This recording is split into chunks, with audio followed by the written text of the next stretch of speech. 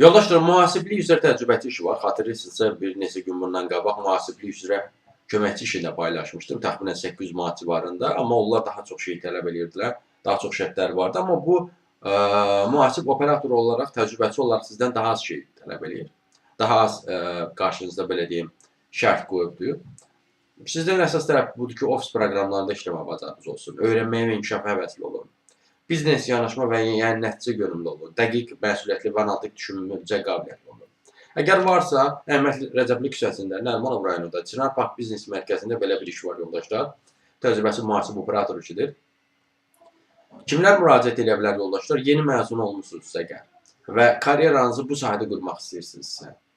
Əgər varsa belə bir istəyiniz, 21-35 yaş aralığındasınızsa, bu işə müraciət edə bilərsiniz. Və qeyd deyilim ki, 200 manatdır.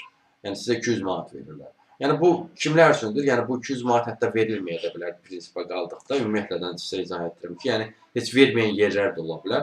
Siz yəni əgər qətiyyətlisinizsə bu sahədə peşəkarlaşmağa, bu sahədə təcrübə toplamaya, biliklənməyə, yəni bir növ buna belə yerlərə adətən kurs kimi baxın ki, gedirəm mən pulsuz olaraq kursa gedirəm.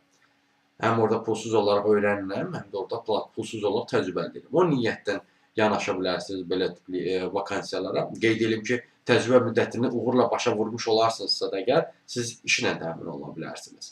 Yəni elə bir təkliflər də var sizin üçün.